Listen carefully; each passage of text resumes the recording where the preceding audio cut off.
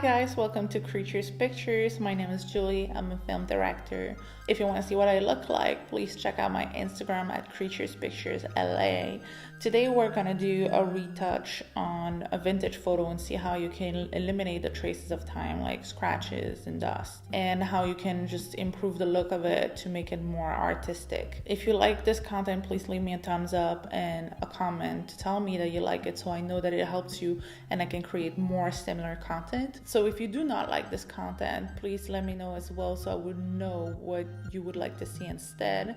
And even if what you want is something way less advanced, like for example, you want to know how to look bomb on your selfies, I'm sure I can help you with that. I can make a whole very cool video about it. You know what? Maybe I will. And so don't forget to subscribe if you want to see all of that. I have really cool stuff coming up. I do everything that's related to the entertainment. I have a lot of, different skills, and I definitely want to teach them so people can use them as well, because I don't use them enough, to be honest. So here we go. I hope you enjoy. Okay, so this is the photo we're gonna work with. This is the final result, and this is the before. So this is the before and after. I'm gonna show you as quickly and as in detail as possible how I did this. So I'm just gonna go backward in all the steps so you can just see what I've done step by step. So this is a three-step process really, where first we're gonna repair and remove the traces of time. Second, we're gonna color correct and bring back the colors, but at the same time keep it as vintage photo would look like. And then the third part would be stylize, which means we're gonna get artistic with it. So you can totally just do the first step. If it's for a client and really don't want to bother, or if your client want to keep it as realistic as possible. Depending on your personal choices and your client's choices, you will know how to make the difference. But I'm just gonna show you every step that I do when I get to do whatever I want, which was the case in this one. So this is a photo from 1989 of this little girl who only has this picture of herself as a baby and her dad. I use the patch tool. I never use like a content aware type of tools, simply because, let me try to show you. Simply because I like to be in control of everything, because I'm a control freak, but also because I just feel like this way I totally can pick every little bit of, you see, this is already annoying.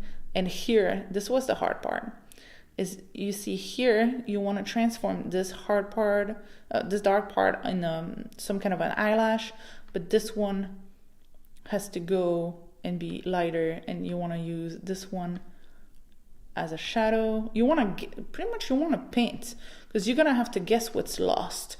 And back in the days, photographers, what they used to do is take some actual paint and paint on a copy of those photos. So when you're done, you should be left with this. As you see, it's not perfect. I actually forgot this one. Could have been done better. But since it's grass, you're never gonna have 100% perfect. But since it's grass, you don't really see it, So yeah, photographers used to do it with like a brush and some paint. So this is pretty much what you want to do. If you can get reference pictures, if it's really damaged on somebody's face, but you have other pictures that are less damaged, try to get all the pictures, even if you only retouch one, because in that case, you really want to keep, the essence of the person, especially if the person has passed. And this is a memory for their family to keep forever, for generations. We have this chance of living in an era where we can keep stuff forever. I'm sorry if there's noises. I guess this is my neighbors. Okay.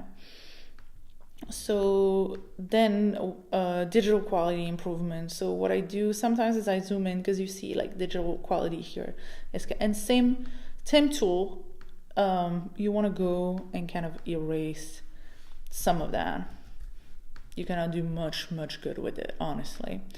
What I did with color here is adding more red in the shadows, because that's what vintage photos tend to look like. They look like they have a lot of red in the shadows and a lot of blue in the highlight. That's the trick. That's the money maker.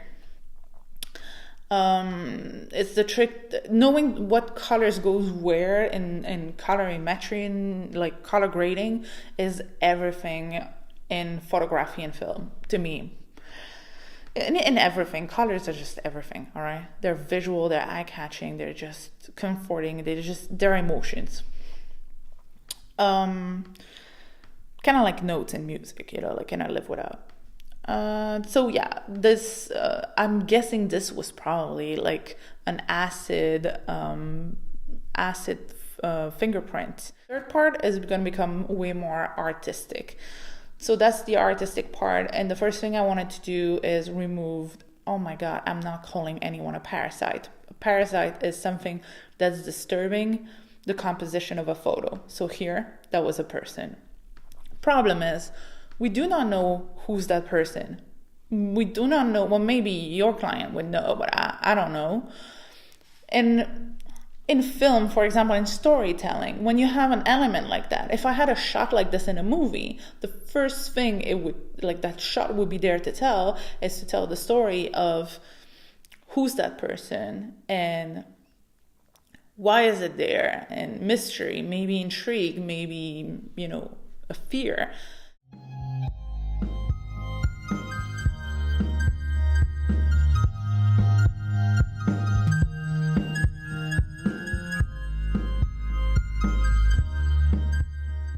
Then I added a like blush pink, millennial pink type of color here. I'm trying to show you. Oh, I'm on the wrong layer. Here we go. Here we go. This is the color. So yeah, call it millennial pink. It's pretty much, it's closer to a white.